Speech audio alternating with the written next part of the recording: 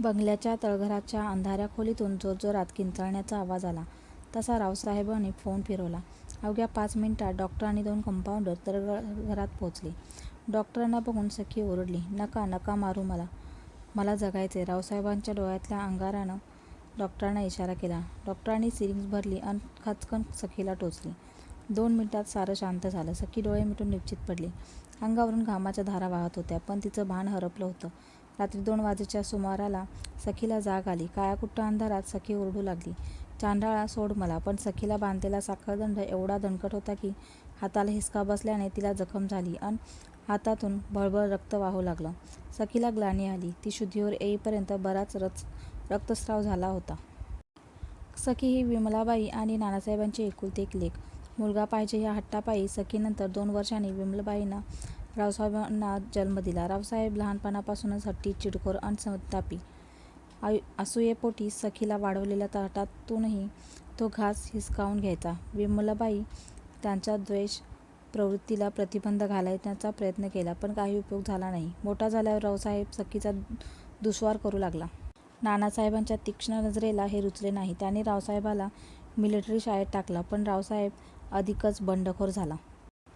सखीचं पदवीपर्यंत शिक्षण पूर्ण झालं. आता तिचे हात पिवळे करण्याची वेळ आली होती.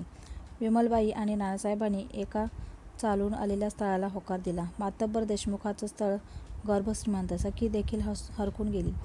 जीवनाला मिळणाऱ्या नवीन वाटचालीनं सखीचं लग्न प्रेमशी धुमधडाक्यात झालं. सखी देशमुख घराण्याची सून झाली. सारं वैभव आपसुकच चालून आलं होतं, पण नियतीच्या मनात वेगळंच होतं. प्रेम देशमुखचा एकुलता एक मुलगा, लाडाकोडात वाढलेला. घरची गर्भश्रीमंती म्हणून नोकरी करण्याची वेळ आली नाही. पण मठातलं पाणी किती दिवस पुरणार? प्रेमला व्यसन लागलं दारूचं. दररोज पिऊन यायचं आणि बायकोला झोडायचं, असा प्रेमचा नित्यक्रम सुरू झाला. शिकली सवरलेली सखी मुकाट्याने छळ सोसत होती. काही दिवसातच दारूच्या अतिसेवनापायी प्रेमचं निधन झालं आणि देशमुख घराण्यानं तिला करंटी ठरवत बाहेर काढलं. सखी माहेरी आली अंगावरच्या साडीनिशी. वृद्ध मातापित्याच्या केविलवाण्या नजरा सखीचं दुःख बघत होत्या. पण रावसाहेबाला मात्र असूया आनंद झाला होता.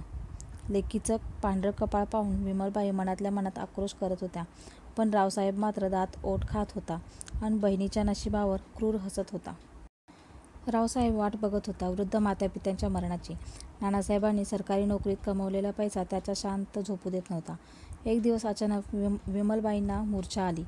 हॉलमधल्या जमिनीवर विमलबाई पडल्या होत्या. नानासाहेब घाबरले आणि ताबडतोब विमलबाईंना हॉस्पिटलमध्ये हलवलं. डॉक्टरांनी विमलबाईंची रक्त तपासणी केली. तासाभरात रिपोर्ट मिळणार होते, पण नानासाहेब अधिकच घाबरले होते. रात्री उशिरा विमलबाई शुद्धीवर आल्या तेव्हा डॉक्टर नानासाहेबांना सांगत होते, "घाबरू नका, पण आता अधिक काळजी घ्यायला हवी." विमलबाईच्या कानावर शब्द पडत होते, "त्यांना ब्लड कॅन्सर झालाय." विमलबाईंनी डोळे घट्ट मिटून घेतले, पण सत्य कुठे लपणार होतं? 2 महिन्याच्या कालावधीत डॉक्टरांनी दिला. नानासाहेबांनी उपचारासाठी विमलबाईंना मुंबईला हटवले. नानासाहेबांनी पाण्यासारखा पैसा खर्च केला, पण काही उपयोग झाला नाही. अवघ्या 15 दिवसात विमलबाईंचे निधन झाले. पत्नीच्या विरहानंतर नानासाहेबांनी हाय खाल्ली आणि एक दिवस झोपेतच नानासाहेबांना हार्ट अटॅक आला. विमलबाई आणि नानासाहेबांच्या निधनानंतर रावसाहेबाला रान मोकळं झालं, पण अडसर होता तो फक्त एक दिवस गोड बोलून रावसाहेबांनी सखीला शेतात जाण्याची गळ घातली. भोळी सखी भावाच्या पावलावर पाऊल टाकून शेताकडे निघाली. रावसाहेबानं बोलत बोलत सखीला विहिरीजवळ नेलं. सखी पाठमोरी झाली तो रावसाहेबांना त्याच्या राकट पंजानं तिला विहिरीत ढकललं. सखी क्षणभर घाबरली आणि ओरडू लागली, "वाचवा, वाचवा." पण दृष्ट रावसाहेबानं भला मोठा दगड तिच्या दिशेने विहिरीत फेकला. सखीच्या डोक्याला भली मोठी खोच पडली, पण जीव वाचवण्यासाठी ती हातपाय हलवत राहिली. रावसाहेब केव्हाच दिसेनासा झाला होता. आजूबाजूच्या शेतात काम करणाऱ्या मजुरांना सखीच्या ओरडण्याचा आवाज आला. एकाने विहिरीत उडी मारून सखीला बाहेर काढलं, पण एव्हानाच सखी बेशुद्ध झाली होती. दुसऱ्या दिवशी भल्या पहाटे गावकऱ्यांनी सखीला घरी आणून सोडलं. सखीला पाहताच रावसाहेबांना दात ओठ आवळले, पण तो करणार काय? सखी भेदरलेल्या अवस्थेत घरात शिरली. रावसाहेबानं घराचे दरवाजे बंद केले. तिला बळजबरी ओढत तळघरात नेलं. साखळदंडाने जखडलं आणि वर चाबकाचे फटके मारले. सखीला मूर्छा. सखीसाठी आता इकडे आड तिकडे विहीर असा प्रकार झाला होता. जगण्यासाठी माहेरची साडी चोळी पाहिजे एवढाच सखीचा आग्रह होता, पण रावसाहेब नानासाहेबांच्या इस्टेटीतून काही द्यायला तयार नव्हता. सखीचा अट्टाहास वाढत होता. सखी काही केल्या वारसपत्रावर सह्या करायला तयार नव्हती. रावसाहेबाला प्रश्न पडला. त्याच्या डोक्यात एक असुरी कल्पना शिरली, सखीला वेडं करण्याची. दिवसभरात साखरदंडाचा फास आणि चाबकाचे फटके सोसण्यापुढे सखीजवळ काही इलाज नव्हता. पण रावसाहेबाचं सैतानी मन एवढ्यावर शांत बसलं नाही. त्याने वेड्याच्या हॉस्पिटलमधल्या डॉक्टरांना बोलवून आणि सखीला शॉक देणे सुरू केलं. सखीच्या किंचाळ्याला आजूबाजूचे कान देऊन लागले. मग मात्र रावसाहेब इंजेक्शनची नामी योजना काढली. सखीला बळजबरीने इंजेक्शन दिले जाऊ लागले. सखी वाचवा वाचवा ओढत राहिली. काळ्याकुट्ट अंधाराशिवाय तिच्या सोबतीला कोणी नव्हतं. काळ्याकुट्ट अंधाराला भेदत सखीची किंचाळी ऐकू येत होती. मी वेडी नाही हो, मी वेडी नाही. दररोजच्या छळ आणि उपासमारीने सखी कंटाळली होती. तिच्या मनात अंगार फुलला होता. आईवडिलांच्या आठवणीनं तिचं मन व्याकुळ होत होतं. पण रावसाहेबबद्दल मात्र द्वेषाची जागा सोडाने घेतली होती. काय करावं या विचारात असताना तिला नामी युक्ती सुचली. तिने ठरवलं रावसाहेबाचा कट करायचा. तळघरातल्या अंधारात तिला एक दोर सापडला. दोर गुंडाळून तिने एक फास तयार केला. अंधारात चाचपडत तिने टेबलाचा आधार घेतला. टेबलावर चढून तिने फास डोक्यावरच्या पंख्याला अडकवला. तयारी पूर्ण झाली आणि ती वाट पाहू लागली रावसाहेबाची.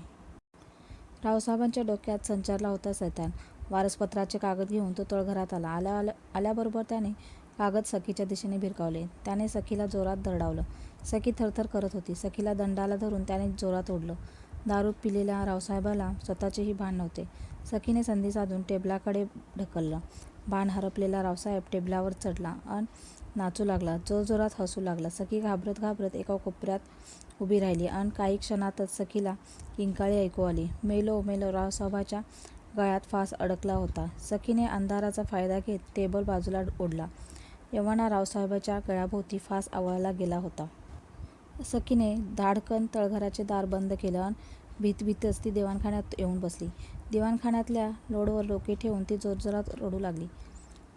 विमलबाई नानासाहेबांच्या फोटोकडे पाहून तिने हात जोडले. तोंडातल्या तोंडात पुटपुटत ती म्हणाली, बाबा मला माफ करा. रावसाहेबाचा भेसूर चेहरा तिच्या डोळ्यासमोर तळत होता. पण जिव्हाळ्याच्या नात्याचा असा क्लेशदायक अंत झाला होता. स्त्रीत्वाची लढाई सखी जिंकली होती. पण अन्यायासमोर झुकायचं नाही असा आदर्श तिने महिला जगाला घालून दिला.